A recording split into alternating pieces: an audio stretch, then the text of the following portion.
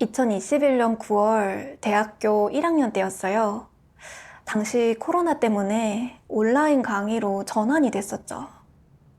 그걸 계기로 저는 온라인에서 한 자매님을 알게 됐는데 저를 온라인 모임에 초대하더라고요.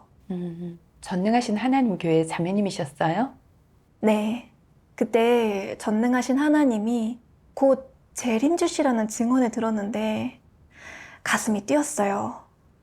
더 깊이 알아보면서 전능하신 하나님의 말씀을 많이 읽어봤어요. 그 결과 하나님의 말세 사역임을 확신했죠. 저는 이 복음을 더 많은 사람에게 전해야겠다는 급한 마음이 생겼어요. 먼저 가족이 생각났어요. 저는 주님이 오셨다는 얘기를 들으면 가족들이 분명 기뻐할 거라고 생각했어요. 네. 그래서 가족한테 복음 전하셨어요? 그때 부모님과 할머니까지 초대해 같이 들어보기로 했죠. 근데 다들 인터넷상의 루머를 보고는 더 알아보지 않겠다고 했어요. 그리고 저한테도 기성교회에 다니면 충분하다면서 전능하신 하나님 교회 집회에 참석하지 말라고 했고 공부에 집중하라고 했어요. 근데 제가 전능하신 하나님을 굳게 믿으니까 부모님은 몹시 화를 내면서 아예 온라인 모임에 참석 못하게 휴대폰까지 빼앗아 갔어요. 전 수차례 휴대폰을 다시 돌려받고 싶었지만 성격이 몹시 거칠었던 아버지는 툭하면 언성을 높였고 심지어 절 때리기도 했어요. 때렸어요? 네, 한 번은 아버지가 제 머리채를 자꾸 문 밖으로 밀어버렸는데 엄마는 보고도 막지 않았고 오히려 자업자득이라고 제가 거짓 그리스도에 미혹된 거라고 했어요. 많이 힘드셨겠네요. 영향 좀 받으셨어요? 전 제가 미혹된 게 아니란 걸 잘 알고 있었어요. 예수님께서 말씀하셨습니다. 그때의 사람이 너희에게 말하되 보라 그리스도가 여기 있다 혹 저기 있다 하여도 믿지 말라. 거짓 그리스도들과 거짓 선지자들이 일어나 큰 표적과 기사를 보이어 할 수만 있으면 택하신 자들도 미혹하게 하리라. 아멘. 거짓 그리스도는 하나님이 하셨던 일을 모방해 표적과 기사를 보여 사람들을 미혹한다고 하셨죠. 근데 하나님은 언제나 새로운 분이시기에 지난 사역을 반복하지 않으신다 하셨어요. 네. 오히려 사람의 필요에 따라 사역하신다고 하셨어요. 말세에 전능하신 하나님은 진리를 선포해 심판 사역을 하심으로 사람의 폐괴함을 정결케 하시죠. 근데 거짓 그리스도는 진리를 선포할 수도 없고 더욱이 사람을 정결케 할 수도 없고 구원하지도 못하잖아요. 거짓 그리스도에게는 진리가 없으니까요. 네. 거짓 그리스도의 본질은 악령이자 마귀라 그럴듯한 헛소리와 터무니없는 소리로 사람을 미혹하고 해치기만 할 뿐이지 진리를 공급해 줄 수 없죠. 맞아요. 그런 자들을 따르면 하나님에게서 멀어지고 하나님을 대적하게만 될 뿐이라 결국 망치게 되죠. 그렇죠. 게다가 그때 저는 전능하신 하나님의 말씀을 보면서 여태 알지 못했던 진리를 많이 알게 됐어요. 하나님의 6천년 경륜의 비밀, 말씀의 육신되심의 비밀을 알게 됐고 하나님께서 어떻게 사역하시며 사람을 인도하시는지도 알게 됐어요. 또한 어떻게 사람을 정결케 하시고 사람의 폐괴성품을 변화시키시는지 어떻게 사람을 각기 부류대로 나누시는지 등을 알게 됐어요. 전능하신 하나님의 말씀으로 저는 그분이 재림주이심을 확신하게 됐어요. 네. 그래서 부모님께 이렇게 말했죠. 무슨 일이 있어도 전능하신 하나님을 포기하지 않을 거예요. 엄마는 제가 전능하신 하나님을 굳게 믿기로 했다고 하니까 제 뺨을 때렸어요. 처음 엄마에게 맞아보니 정말 너무 괴로워서 눈물이 나더라고요. 그러고 나서도 나흘 동안 부모님은 제 휴대폰을 돌려주지 않았어요. 그리고 학교도 그만두고 집에서 가사나 돕고 동생들을 돌보라고 했어요. 게다가 동생들한테 신앙 얘기는 언급하지 말라고 경고까지 했죠. 그런 상황이 닥치니까 저를 이해해주는 사람이 아무도 없는 것 같아 조금 연약해졌어요. 그리고 하나님의 마음도 몰랐죠. 하나님은 왜 저한테 이런 상황을 주셨을까 싶은 게 예배 모임과 본분 이행을 그만둘까 생각도 했죠. 마음이 약해질 때 하나님께 아뢰면 돼요. 하나님의 말씀이 위로가 되니까요. 근데 자꾸 예배 모임에서 빠지면 생명에 손해가 발생하죠. 맞아요. 그때 하나님의 이 말씀이 떠올랐어요. 전능하신 하나님 말씀. 사람에게 하는 하나님의 각 단계 사역은 겉으로 보면 마치 사람이 사람과 접촉하는 것 같고 사람의 안배나 방해에서 비롯된 것 같다. 하지만 그 모든 사역과 일의 뒤에는 사탄이 하나님 앞에서 한 내기가 있으므로 사람이 하나님을 위해 굳게 설 필요가 있다.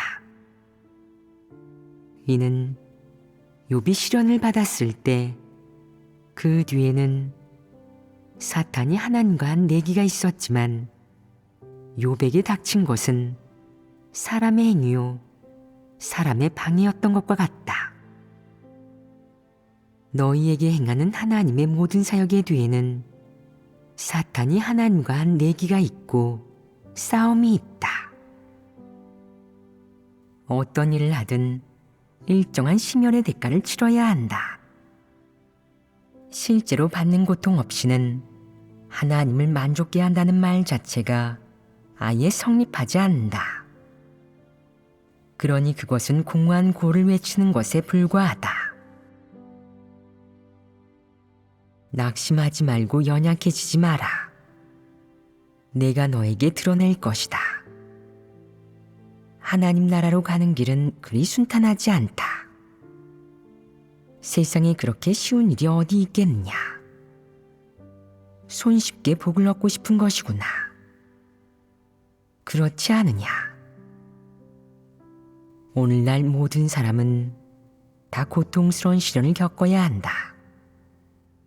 그러지 않으면 나에 대한 너희의 사랑이 강렬해지지 않을 것이며 진정으로 나를 사랑할 수도 없을 것이다.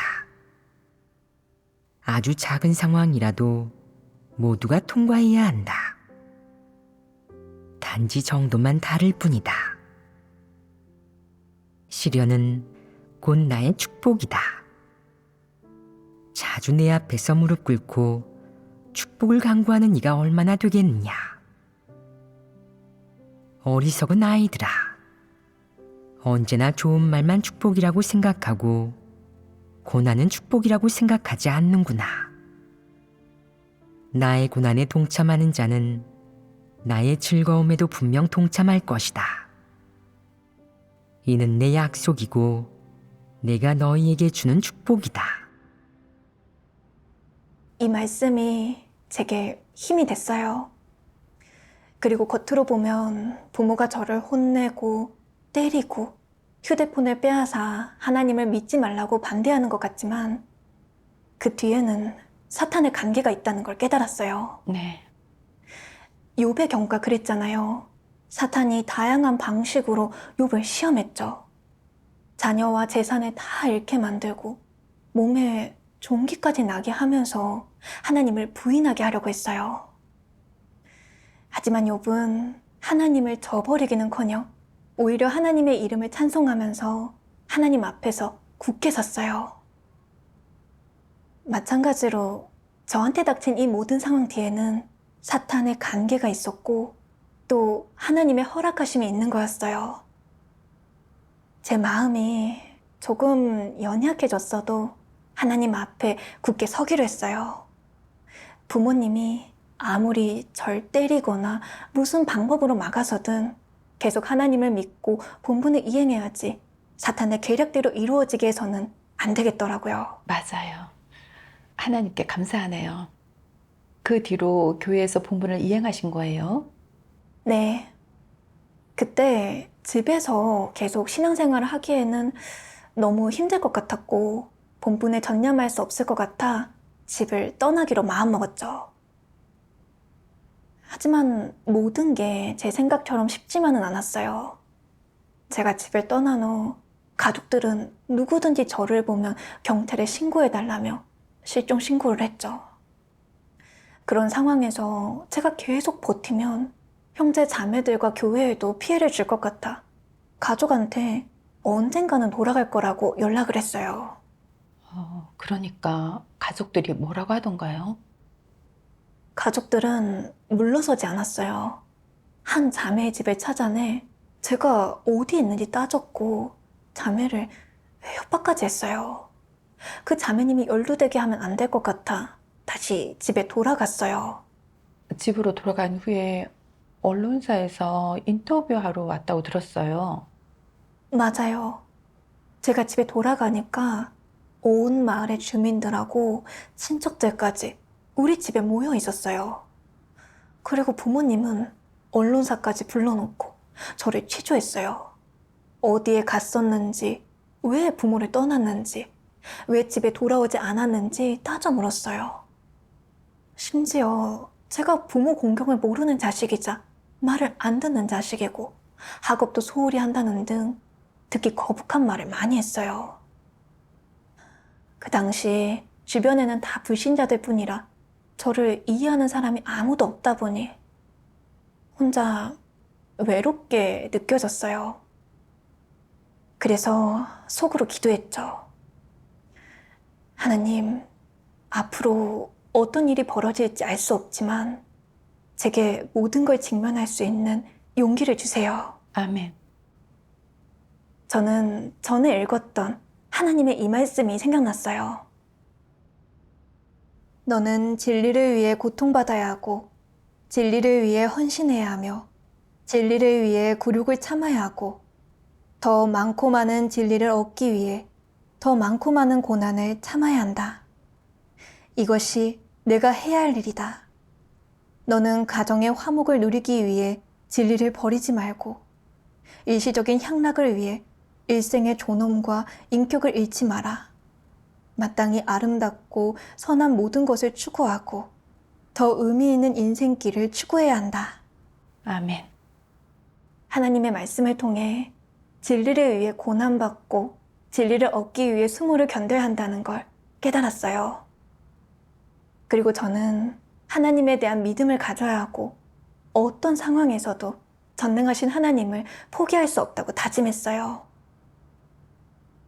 하나님은 인류를 구원하시기 위해 많은 고난을 받으셨고 중국 공산당 정부의 정죄와 박해를 받으시고 또 이 세대에 버림받기까지 하셨어요. 하나님은 인류를 위해 정말 많은 걸 희생하셨죠. 저는 하나님이 주신 수많은 말씀으로 양육받고 공급받았는데 이 정도의 고생이 대수일까 싶더라고요. 더구나 제가 겪는 고통 가운데 하나님이 함께 하실 것이고 하나님께서 저를 이끄시고 인도하실 거니까요. 이런 걸 깨닫게 되니까 마음에 믿음과 힘이 생기면서 더 이상 외롭지 않았고 그 사람들이 저를 어떻게 보든 신경 쓰지 않게 됐어요. 하나님께 감사하네요. 근데 저의 삼촌과 가족들은 저한테 인터뷰를 강요했는데 제가 아무리 설명해도 저를 믿지 않았어요. 인터뷰가 끝나고 언론사랑 구경꾼들은 다 갔어요. 그 뒤로는 가족들이 저를 감시하기 시작했고 제가 잘 때조차도 밖에서 문을 잠가버렸어요. 너무 괴로웠어요. 저는 단순히 하나님을 믿고 본분을 이행한 것밖에 없고 나쁜 짓을 한 것도 없는데 저를 그렇게 대한다는 게 의외였어요. 제가 그렇게 괴로워하고 힘들어할 때 남동생이 문을 열고 들어와 같이 있어주겠다고 했어요. 그러면서 낡은 휴대폰 한 대를 가져와 줬고 인터넷까지 연결해 줬어요. 하나님께 감사하네요. 그럼 다시 말씀을 볼 수 있게 된 거네요. 맞아요. 그때 고통과 시련을 겪어야 하나님의 사랑스러움을 알 수 있다는 말씀 낭송 영상을 봤어요. 지금 하나님에 대한 너의 사랑은 얼마나 되느냐? 하나님이 내게 행한 것을 너는 얼마나 알고 있느냐? 이는 모두 내가 배워야 할 공과이다. 하나님이 땅에 와서 사람에게 행한 것과 보여준 것은 모두 그를 사랑하게 하고 그를 진실로 알게 하기 위한 것이다. 사람이 하나님을 위해 고난을 겪으면서 오늘까지 올 수 있었던 이유는 한편으로는 하나님의 사랑으로 인한 것이고 다른 한편으로는 하나님의 구원, 나아가 사람에게 행한 하나님의 심판과 형벌 사역으로 인한 것이다. 하나님의 심판과 형벌, 시련이 없었다면, 하나님이 너희가 받게 한 고난이 없었다면, 솔직히 말해 너희는 하나님을 진실로 사랑하지 못했을 것이다. 하나님이 사람에게 행하는 사역이 클수록 사람은 더욱 고통을 받게 되고 하나님의 사역의의가 매우 크다는 것을 더욱 의미하며 사람은 마음으로 더욱 참되게 하나님을 사랑하게 된다. 하나님을 사랑하는 이 공과는 무엇으로 도달하게 되느냐? 만약 고난과 연단, 고통스러운 시련이 없고 하나님이 사람에게 은혜와 자비, 긍휼만 베푼다면 내가 진실로 하나님을 사랑할 수 있겠느냐? 사람은 한편으로는 시련 속에서 자신의 부족함을 인식하게 되고 자신이 보잘것없고 비열하고 천박하며 아무것도 가진 것이 없고 아무것도 아닌 존재임을 깨닫게 된다. 다른 한편으로는 시련 속에서 하나님이 마련한 상황들을 통해 하나님의 사랑스러움을 더 잘 체험할 수 있게 된다. 비록 고통이 너무 커서 이겨내지 못할 때도 있고 심지어 극도의 비통에 빠질 때도 있지만 체험하고 난 후에는 하나님이 사람에게 행한 사역이 실로 사랑스럽다는 것을 깨닫게 된다. 이를 토대로 사람에게 비로소 하나님에 대한 진실한 사랑이 생기게 된다. 이러한 공경에 처했을 때 연약해지기는 했지만 하나님의 이 말씀이 격려를 해준 것 같았어요. 그리고 저한테 닥친 모든 일이 순조롭기만 하고 아무런 어려움이 없으면 제가 얻는 건 하나님의 은혜와 긍휼, 자비일 뿐이고 하나님의 사역에 대한 인식은 매우 한정적일 수밖에 없다는 걸 깨닫게 됐어요. 고난과 시련은 하나님에 대한 제 믿음을 온전케 하기 위함이었어요.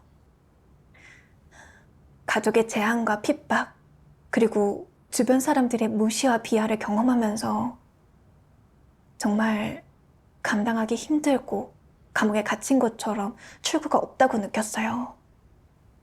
하지만 이 상황을 통해 저의 부족함이 뭔지 알게 됐고 제가 정말 너무 연약하고 분량이 작다는 걸 알게 됐어요.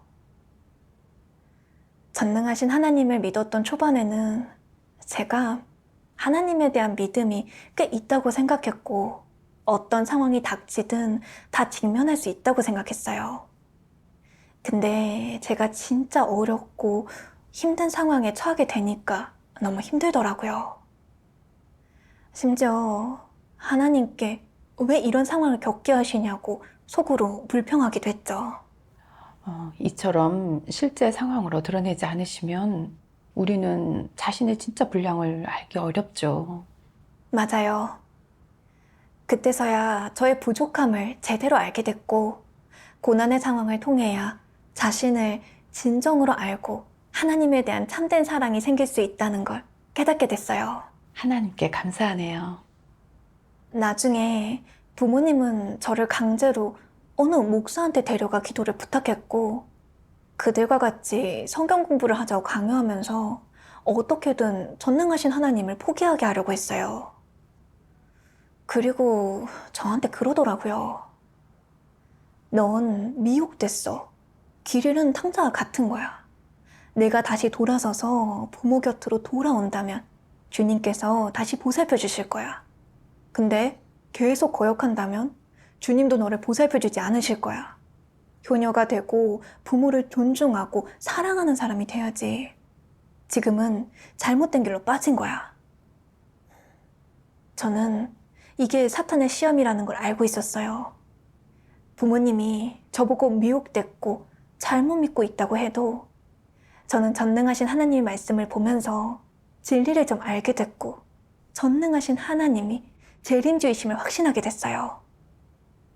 저는 하나님의 음성을 듣고 하나님 집에 온 것이기 때문에 미혹된 게 아니죠. 네.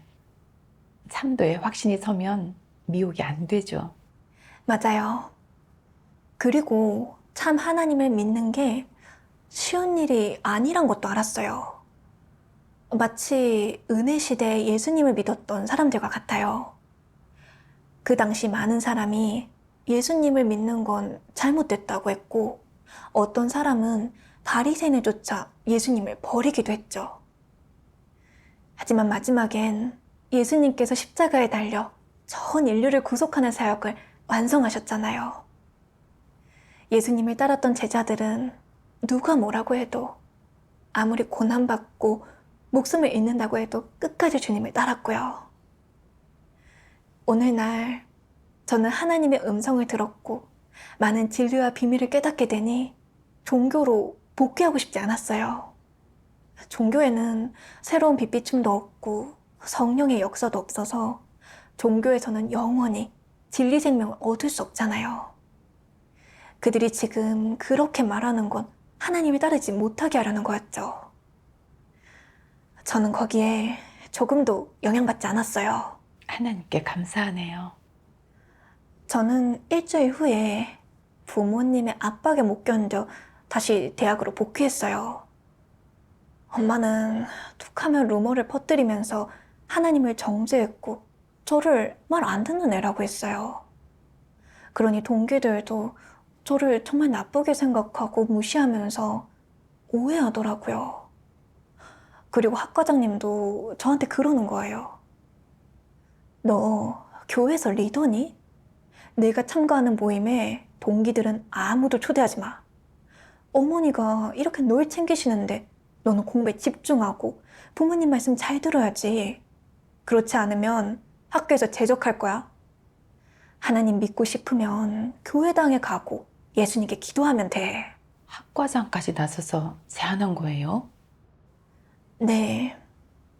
부모님과 학과장님은 전능하신 하나님 교회 예배 모임에 가지 못하게 했고 매일 저를 지켜볼 사람을 보냈어요. 선생님들, 동기들, 친구들, 가족들, 심지어 학교의 경비원까지 저를 감시했죠. 부모님은 시간에 맞춰 등하교를 시켜줬어요. 간혹 엄마가 퇴근이 늦으면 학교 경비원한테 저를 지켜보라고 연락했고, 저는 반드시 학과장 사무실 근처에서 엄마를 기다려야 했어요. 그리고 제가 계속 전능하신 하나님을 믿을까봐 이렇게 경고했어요. 너 다시 믿기만 해봐. 경찰에 신고해서 너랑 같이 전능하신 하나님 믿는 사람들 다 잡아 가두게 할 거야. 이런 말을 들으니까 제 모든 걸 다 통제하면서 제 심정은 전혀 생각하지 않는 사람이 과연 제 엄마가 맞나 싶기도 했어요. 그리고 이모도 저한테 도망가려고 하면 아예 다리 몽둥이를 분질러 버릴 거라고. 그때 가서 어떻게 다니는지 볼 거라고 했죠. 그때는 정말 예배 모임에도 참석 못하고 본분도 이행하지 못하니 하루하루가 너무 괴로웠어요. 심지어는 이렇게 살 거면 차라리 죽는 게 낫겠다는 생각까지 들었어요. 그건 사탄의 교란이죠. 저는 그런 생각은 사탄이 주는 거라고 인지하고 무슨 일이 생기든 하나님께 의지하면서 직면해야겠다고 다짐했죠. 그러다 학교에서 저처럼 전능하신 하나님 믿는 친구를 만나게 됐어요. 그 친구가 자기 폰을 주면서 클로에랑 연락할 수 있게 도와줬어요. 너무 감사하네요. 정말 하나님께서 안배하셨네요. 맞아요. 클로에 자매는 나 그리고 우리의 이야기라는 영화에 나오는 형제님들이 감옥에서 하나님의 말씀을 전달하는 이야기를 해줬어요. 그녀는 이렇게 말해줬어요. 그 형제님들은 감옥에 10년이나 갇혀 있었어요.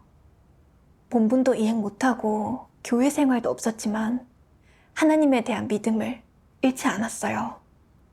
감옥에서도 계속 기도하면서 하나님을 의지했죠. 그렇게 하나님의 행사를 보게 됐고 하나님의 사랑과 인도를 느낄 수 있었어요. 그 형제님들은 감옥에 10년이나 갇혀 있었지만 저는 그저 가족들의 반대와 통제를 받는 게 전부잖아요. 그럼 이렇게 연약해질 게 아니라 하나님에 대한 믿음을 가져야겠다고 생각했어요. 그리고 전능하신 하나님의 말씀도 좀 읽었어요. 전능하신 하나님 말씀. 시련을 겪는 과정에서 사람이 연약해지거나 소극적이 되거나 하나님의 뜻을 깨닫지 못하거나 실행의 길에 대해 잘 알지 못하거나 하는 것은 다 정상이다. 하지만 결론적으로 너는 하나님의 사역에 대해 믿음이 있어야 하고 욥처럼 하나님을 부인하지 말아야 한다. 욥이 비록 연약하여 자기의 생일을 저주했지만 그는 사람이 태어나서 가지게 된 모든 것은 여호와가 베풀어 준 것이고 그 모든 것을 거두어 가는 이도 여호와임을 부인하지 않았다. 어떤 시련을 겪든 그의 그런 생각에는 변함이 없었다. 내가 체험하는 중에 하나님의 말씀에서 어떤 연단을 받든 결국 하나님이 바라는 것은 사람의 믿음과 하나님을 사랑하는 마음이다. 그가 그렇게 사역함으로써 온전케 하는 것은 사람의 믿음과 사랑이며 또한 사람의 의지다. 하나님이 사람을 온전케 하는 사역을 할 때 사람은 그것을 느낄 수도 볼 수도 없는데 그런 상황에서는 너의 믿음이 필요하다. 사람의 육안으로 볼 수 없는 일에서 사람의 믿음이 필요하고 내가 관념을 내려놓지 못할 때 너의 믿음이 필요하며 내가 하나님의 사역에 대해 모를 때 너의 믿음이 필요하다. 너는 이러한 주관을 갖고 굳게 서야 한다. 욥이 이 수준에 이르렀을 때 하나님은 그에게 나타나 말씀했다. 다시 말해 네가 믿음 안에 있어야만 하나님을 볼 수 있다는 것이다. 내게 믿음이 있으면 하나님이 너를 온전케 하지만 내게 믿음이 없으면 하나님도 너를 온전케 할 수 없다.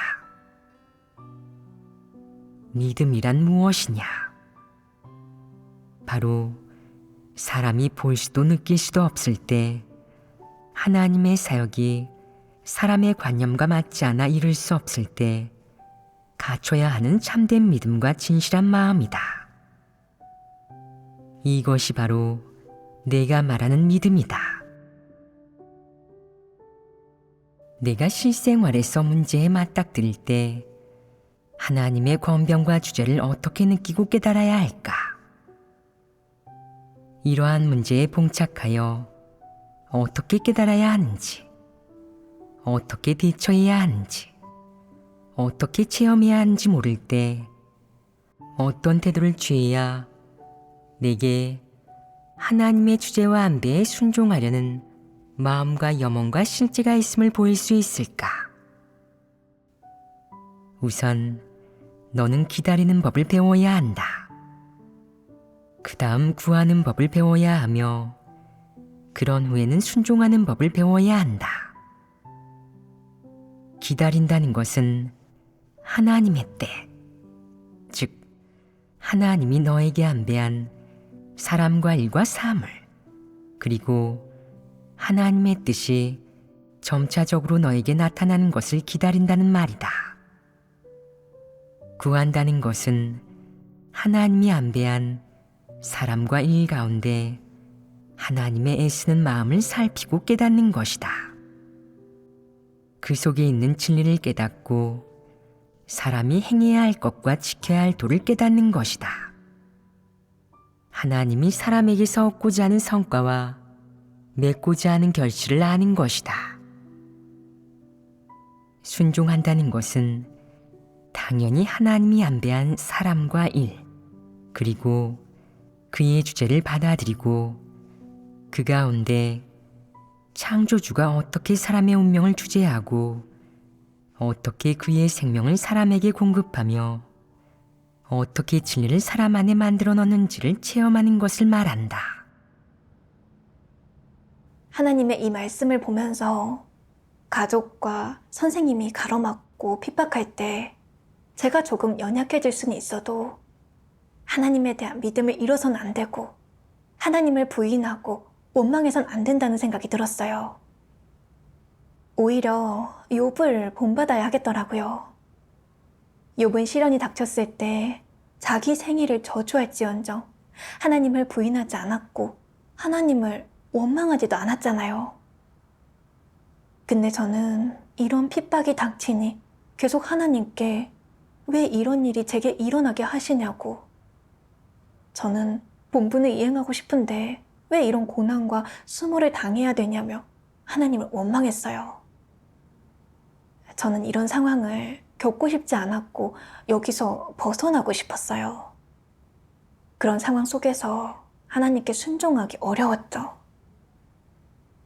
하지만 하나님은 분명 말씀에서 어떤 일이 닥칠 때 먼저 기다릴 줄 알아야 하고 그 다음 찾고 구하며 순종해야 한다고 하셨어요. 그럼 저는 기다리는 법을 배우고 하나님의 뜻이 무엇인지 찾아야 하고 그 다음 하나님께서 준비해 주신 모든 사람과 일을 받아들이고 순종해야 하는 게 맞더라고요. 하나님께서 배정하신 건 다 좋은 거니까요. 제가 할 건 오직 기도하면서 모든 걸 하나님께 맡기는 것 뿐이더라고요. 맞아요. 하나님께서 하시는 일은 다 의미가 있어요. 그 뒤에는 하나님의 고심이 깃들어 있죠. 맞아요. 그래서 속으로 이렇게 기도했어요. 하나님, 이런 상황이 닥치니 힘들고 마음이 약해지기도 했지만 당신의 말씀이 제게 힘이 되었고 당신의 말씀이 제게 평안을 주었습니다. 저는 모든 걸 당신께 맡기겠습니다. 아멘. 아멘. 그 뒤로도 엄마는 계속 전능하신 하나님을 대적하고 정죄했어요. 그리고 매일 주변 사람들한테 저를 위해 기도해달라고 요구하고 심지어 기도한다면서 하나님을 모독하기도 했어요. 엄마의 말들은 비수처럼 제 가슴에 날아 꽂혔어요. 저는 하나님을 정죄하고 대적하는 말을 도저히 참을 수 없었죠. 그리고 아버지는 제가 하나님을 믿는다는 이유로 술에 취하면 제게 욕하고 심지어 때리기도 했어요. 그 후에 저는 하나님의 이 말씀을 보게 됐어요. 지금 추구하지 않는 자와 추구하는 자는 종착지가 다른 두 부류의 사람이다. 진리를 알고 실행하려는 사람은 하나님의 구원 대상에 속하지만 참도를 알지 못하는 자는 마귀이자 원수이며 천사장의 후예이자 멸망될 대상이다. 막연한 하나님을 경건하게 믿는 신자 또한 마귀 아니겠느냐? 성육신 하나님을 믿지 않는 자들 전부가 마귀로서 훗날 더더욱 멸망될 대상이다. 믿으면서도 진리를 행하지 않는 자, 하나님의 성육신을 믿지 않는 자, 하나님의 존재를 전혀 믿지 않는 자들 또한 모두 멸망될 대상이다. 살아남는 사람은 전부 연단의 고통을 겪고 굳게 선 사람이고 진정으로 시련을 겪은 사람이다. 반면 하나님을 인정하지 않는 자는 모두 원수이다. 즉, 이 흐름 안에 있든 밖에 있든 하나님의 성육신을 인정하지 않는 자는 모두 적그리스도라는 말이다. 사탄은 누구이고 마귀는 누구이며 하나님의 원수는 또 누구더냐? 바로 하나님을 믿지 않고 대적하는 그 무리들 아니더냐? 하나님을 거역하는 자들 아니냐? 하나님의 말씀을 보면서 저는 부모님과 가는 길이 완전히 다르다는 걸 깨달았어요. 부모님은 말씀이 육신 되신 하나님을 거부할 뿐만 아니라 대적하고 정죄했어요. 특히 엄마는 자주 하나님을 모독하고 정죄했어요. 그들은 본질적으로 하나님을 대적하는 존재였고 하나님의 원수이자 사탄 마귀였어요. 결국 그들은 하나님에 의해 멸해질 존재들이니 그들에게 속박받을 게 없었어요. 하나님의 말씀에 근거해야 가족의 본질을 알 수 있죠. 맞아요. 그리고 전능하신 하나님의 말씀을 더 보게 됐어요. 전능하신 하나님 말씀. 사탄이 아무리 재주가 신통하다 할지라도, 아무리 오만하고 야심이 크다 할지라도, 아무리 강력한 파괴력을 가지고 있다 할지라도, 또 아무리 사람을 미혹하고 폐괴시키는 재능이 탁월하고 사람을 협박하는 수법과 권모술수가 뛰어나다 할지라도, 아무리 그것의 존재 형식이 변화무쌍할지라도 상관없다.